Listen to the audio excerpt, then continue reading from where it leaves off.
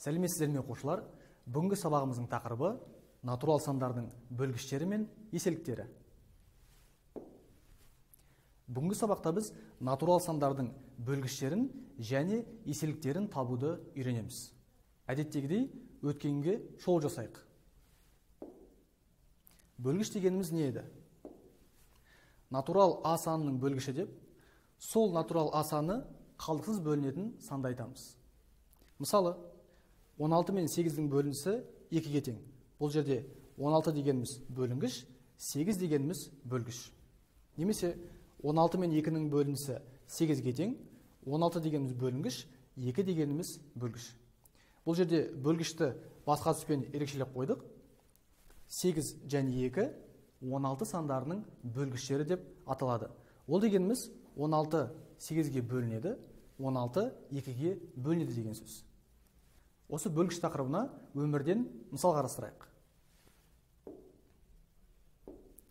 Айталық, 16 дөнерді 2 балаға бөліп беруіміз керек. 16 мен 2-ның бөлінісі 8-ге тең. Яғни әр балаға 8 дөнерден келеді. Бұл жерде ерекше түспен тұрған 2 саны 16 санының бөлгіші деп аталады. Немесе дәл сол 16 дөнерді 8 балаға бөліп беретін болсақ, әр балаға қаншадан 2 дөнерден тиеді. Бұнда 8 саны 16 санының бөлгіші деп аталады. Есте мұқият сақтайық. Бір саны кез келген санның бөлгіші бола алады. Ол дегеніміз кез келген санды 1-ге бөлуге болады деген сөз. Мысалы, 35-те 1-ге бөлінеді, 8-де 1-ге бөлінеді, 25-те 1-ге бөлінеді. Дәл осы сияқты кез келген санды 1-ге бөлуге болады. Берілген натурал санның ең үлкен бөлгіші сол санның өзі болады. Ол дегеніміз не? Мысал қарастырайық. Айталық, 15 санның бөлгіштерін жазатын болсақ, 1, 3, 5 және 15. 15 санның 4 бөлгіші бар. Енді ережеге қарайтын болсақ, кез келген санның ең үлкен бөлгіші сол санның өзі болады екен. Ал енді бөлгіштерді табатын бір тиімді әдіс қарастырайық. Бізге 18 санның бөлгіштерін жазу керек. Тиімді әдіс бойынша 18 санның бөлгіштерін жұп-жұптармен тапқан ыңғайлы болады. Мысалы, ең кіші натурал саннан бастаймыз.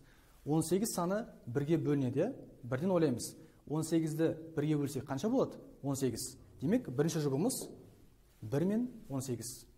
Одан кейін 1-ден кейін келетін 2 саны. 18 2-ге бөлінді ғой? Иә. 18-ді 2-ге бөлсек 9. Демек, келесі бөлгіштеріміздің жұбы 2 мен 9.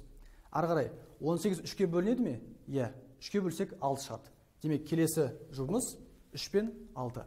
Ары қарай 4-ге бөлінбейді, 5-ге бөлінбейді және тағы сол сияқты. Осылайша оңай әдіс арқылы біз 18 санның бөлгіштерінің барлығын таба аламыз. Тағы да бір мысал, 30 санының бөлгіштерін жазыңыз. Дәл осы жұптармен табайық. Әрине 1-ден бастаймыз. 30 1-ге бөлінеді. Яғни 30-ды 1-ге бөлсек, 30-дың өзі шығады. Демек, бірінші жұбымыз 1 мен 30. Ары қарай 2. 2-ге бөлсек 15. Келесі жұбымыз демек 2 мен 15. Дәл сол сияқты 33-ге бөліне ме? Бөлінеді. Келесі жұбымыз 3 пен 10. 34-ге бөліне ме? Бөлінбейді. Ары қарай жүрміз. 5-ге бөліне ме? Иә. Келесі жұбымыз 5 пен 6. Демек, осы сияқты кез келген санның бөлгіштерін оңай түрде табуға болады. Осыдан шығатын бір ереже, кез келген натурал санның бөлгіштерінің жұбы бір-бірмен көбейтілген кезде сол санның өзіне тең болу керек. Осы ереже арқылы біз кез келген жұпты тексере аламыз. Мысалы, бірінші жұбымыз 1 мен 30-дың көбейтіндісі өзіне тең, 2 мен 15-дің көбейтіндісі санның өзіне тең, 3 пен 10-ның көбейтіндісі де санның өзіне тең. Осылайша тексеруге болады. Тапсырмаға кезек берейік. Бірі екіншісіне еселік болатын сандарды теріп жазыңыз. Бастайық. 72 9-ға еселік болады ма? Ол үшін 72 9-ға бөлінеді ме? Соны табуымыз керек. 72 9-ға бөлінгендіктен еселік бола алады. Келесі, 64 7-ге еселік бола алмайды. Себебі 64 7-ге бөлінбейді. 84 7-ге бөлінеді, сондықтан еселік бола алады. 51 15-ке бөлінбейді, сондықтан 51 15-тің еселігі бола алмайды. 89 11-ге еселік бола алмайды. 42 14-ке еселік бола алады, себебі 42 14-ке бөлінеді. 72 19-ға бөлінбейді, сондықтан еселік бола алмайды. 84 8-ге бөлінбейді, сондықтан еселік бола алмайды. Соңғы 96 24-ке бөлінеді, сондықтан еселігі болады. Жақсы. Келесі тапсырма. Әр қорапқа 16 кеседен салынған. Қорапты ашпай 32, 60, 48, 80 немесе 55 кесе сатып алуға боламы? Бұл дегеніміз, әр қораптың ішінде 16 кеседен бар, және осы қорапты ашпай, тұтастай, осы 32, 60, 48, 80, 55 кесе сатып алуға болады ма? Соны көрейік. 32 кесе алуға болады. Себебі бір қорапта 16 болса, екі қорапта дәл 32 болады. Бұл не деген сөз? 32 саны 16-ға еселік болады деген сөз. Енді 60. Қорапты ашпай 60 кесе алуға болады ма? Жоқ. Себебі 60 16-ға бөлінбейді. Сондықтан 60 саны 16-ға еселік бола алмайды деп айтамыз. Келесі 48. Бір қорапта 16 болса, екі қорапта 32, үш қорапта дәл 48 болады екен. Сонда 48 16-ға еселік бола алады.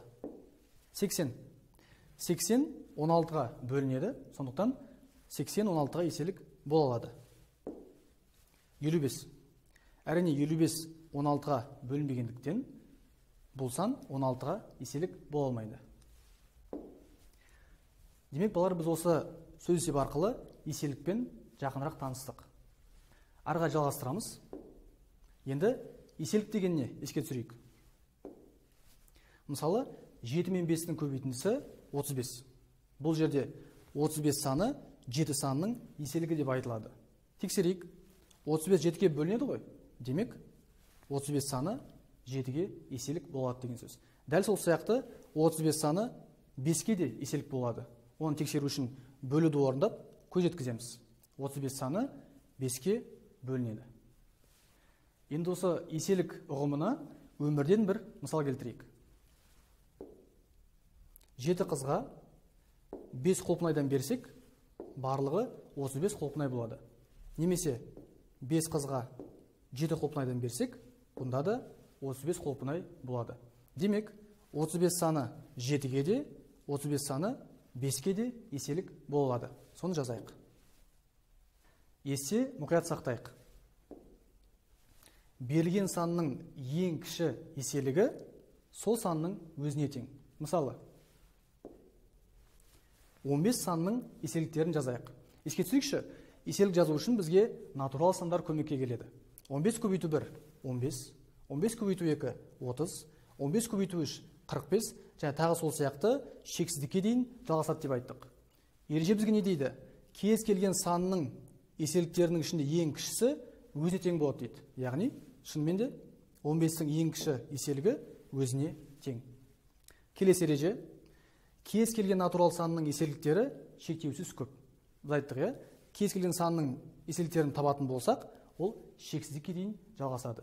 Себебі бұл сандардың өзі де натурал санға жатады. Тапсырмаға көшейік. 2 және 3 сандарына еселік болатын ең кіші натурал санды жазыңыз. Яғни бізге 2-ге де 3-ге де еселік болатындай бір ең кіші натурал санды табу керек. Ол үшін әр санға еселік жазайық. 2-ге және 3-ге. Енді осылардың арасынан бірдей болатын сандарды табайықшы. Мысалы, 2-нің де 3-тің де еселігі болатындай 6 бар, мысалы, белгілеп қойық. Одан кейін тағы 12 бар. Одан кейін де шексіз қарай беретін болсақ, ортақ еселіктері көп болады. Бірақ тапсырма бойынша бізге 2-ге де 3-ге де еселік болатындай ең кіші натурал санды табу керек. Ол әрине 6. Жауабын жазып қойық. 6 болады. Келесі тапсырма. 60-қа бөлгіш және 5-ке еселік сандарды жазыңыз. 60-қа бөлгіш деп тұрғаннан кейін мен бірінші 60 санның бөлгіштерін жазып шығамын. Тиімді әдіс есімізде ғой, жұптар әдісін қолданамын. 1 мен 60, 2 мен 30, 3 мен 20, 4 мен 15, 5 пен 12, 6 мен 10. Әр жұптарды көбейтсек, 60-тың өзі шығады. Демек, бөлгіштер дұрыс табылды. Енді 5-ке еселік дейді. 5-тің еселіктерін табайық.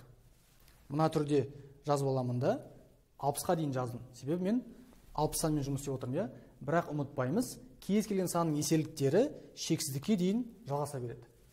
Ал енді біз осылардың арасынан 60-қа бөлгіш болатын және 5-ке еселік болатын сандарды табайық. Мысалы, 60. Ол 60-қа бөлгіш болады және сонымен қатар 5-ке де еселік рөлін атқарады. Тағы сол сияқты келесі сандар табуға болады. Мысалы, 30, 60-қа бөлгіш, сонымен қатар 5-ке де еселік болып тұр. 20, келесі 15 саны, 5 саны, 10 саны. Осымен біз жауабын жазатын болсақ, 5, 10, 15, 20, 30 және 60 сандары 60-қа бөлгіш, сонымен қатар 5-ке еселік болатынын таптық.